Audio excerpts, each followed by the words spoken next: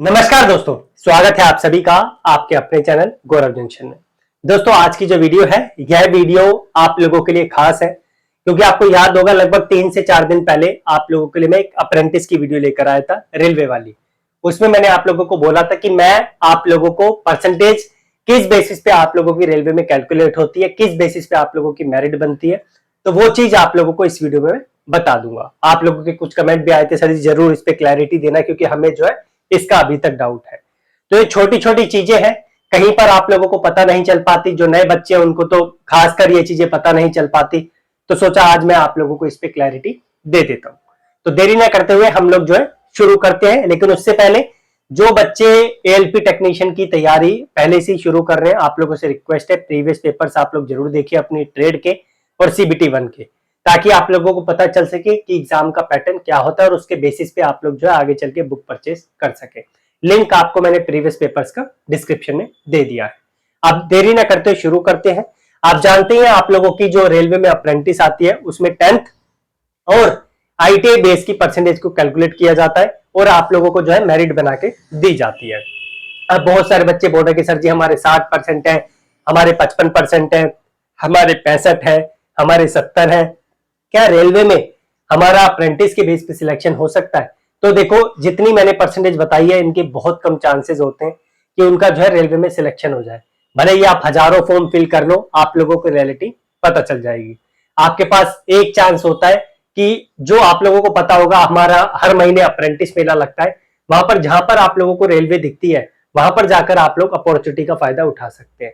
लेकिन अब उसमें भी परसेंटेज थोड़ी ज्यादा जाने लग गई है, तो आप लोग देखना जो अप्रेंटिस मेला होगा, अगर आप लोगों को वहां पर रेलवे दिखती है तो वहां पर आप लोग जरूर अप्लाई करना। अब देरी ना करते हुए हम लोग शुरू करते हैं। सबसे पहले हम लोग आप लोगों का 10th के बेसिस का ले लेते हैं। तो 10th में फॉर एग्जांपल आप लोगों की 80% मार्क्स आए हैं, ठीक है, और आप लोगों के यहाँ पर आईटीआई में भी 80% आए। 80 का एग्जांपल ले लेते हैं, इजी बन जाएगा। टोटल मिला के बनते हैं आप लोगों के यहाँ पर 160। अब इस 160 को जो है रेलवे क्या करता है, 2 से डिवाइड कर देता है। 2 से डिवाइड करके जो आप लोगों का परसेंटेज बनता है वो उस बेसिस पे आप लोगों को मेरिट में डालता है। फॉर एग्जांपल यहाँ पे 80% बन गया। एक और एग्जांपल ले लेते हैं, 2-3 एग्जांपल समझा देता हूँ। फॉर एग्जांपल आप लोगों के 10th क्लास में 70% मार्क्स आए और आईटी में आप लोगों के 80% मार्क्स आए, तो ये मिला के बनता है आपका 150। अब 150 को आप लोग डिवाइड कर दो 2 से, आपके जो परसेंटेज बना वो बना 75%। तो ऐसे जो है आप लोगों की रेलवे मेरिट बनाता है इस बेसिस पे परसेंटेज कैलकुलेट करके। आशा करता हूं इस समस्या का निवारण मैंने आप लोगों के लिए कर दिया। अब आप लोग इस पर जो है सवाल नहीं पूछेंगे। चलो एक और एग्जांपल ले लेता हूं।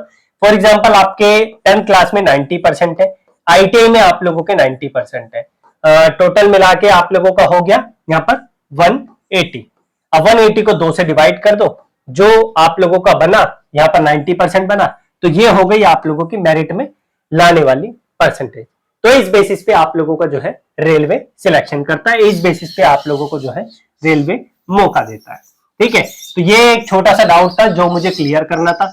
इसके अलावा आप लोगों की समस्या क्या क्या आ रही है, छोटी छोटी कुछ चीजें हैं जो आप लोगों को परेशान कर रही है, मुझे बताइए। मैं पूरी कोशिश करूंगा आप लोगों को उसका निवारण करने की। जाते जाते एक छोटी सी समस्या का समाधान और आप लोगों का कर जाऊं, क्योंकि इसको लेकर भी बच्चे परेशान होते हैं। मैं सेपरेट वीडियो भी इसके लिए छोटी सी बना दूंगा ताकि जो नए बच्चे हैं उनको इसका पता चल सके। आप जानते हैं जब आप लोगों का आईटीआई का एग्जाम होता है या अप्रेंटिस का जो आप लोगों को सर्टिफिकेट या मार्कशीट मिलता है, उसमें बहुत से बच्चों का क्यूआर कोड होता है। ठीक है, बहुत से बच्चों का उसमें जो है क्यूआर कोड होता है, लेकिन बहुत बड़ी संख्या में बच्चे ऐसे हैं जिनकी मार्कशीट में या सर्टिफिकेट में वो क्यूआर कोड नहीं होता। तो बच्चे बोलते हैं कि सर जी अगर हम ये वाला सर्टिफिकेट या मार्कशीट अटैच कर दे तो क्या समस्या का समाधान, समस्या होगी हमें आगे चल के नौकरी में? तो भाई टेंशन लेने की जरूरत नहीं है, इससे कोई भी फर्क नहीं पड़ता है। इसके लिए आप लोग बिल्कुल परेशान मत होइए। अगर आपकी मार्कशीट या सर्टिफिकेट में चाहे आईटी से मिली हो चाहे अप्रेंटिस से मिली हो, अगर आपका क्यूआर कोड नहीं है तो आपको टेंशन लेने की जरूरत नहीं है। इसके अलावा मैं आप लोगों की समस्याओं का समाधान करने के लिए डिस्क्रिप्शन में एक लिंक दे रहा हूं टेलीग्राम का, आप उसे ज्वाइन कर लेना। वहां पे बहुत सारे बच्चे हैं, 10,000 से ऊपर, और आप लोगों की समस्याओं का समाधान वहां पे इजीली हो जाता है। इनकेस अगर आप लिंक से नहीं ज्वाइन हो पाते हैं तो मेरे टेलीग्राम का नाम है GAURAV गौरव और जंक्शन, JUN CTION। ठीक है, इस तरीके से मैंने लिख दिया है, आप इससे सर्च करके टेलीग्राम पे ज्वाइन कर लेना। तो दो ही प्लेटफॉर्म में ज्यादा यूज करता हूँ, एक टेलीग्राम, एक यूट्यूब। सो मैंने अपनी क्लैरिटी आप लोगों को दे दी है। आशा करता हूं आप लोगों की समस्या का समाधान मैंने कर दिया। इसके अलावा कोई और सवाल है, मैंने आपको बोला ये या तो टेलीग्राम पे आ जाइए या फिर डिस्क्रिप्शन कमेंट बॉक्स में अपना सवाल मेंशन कर दीजिए। धन्यवाद।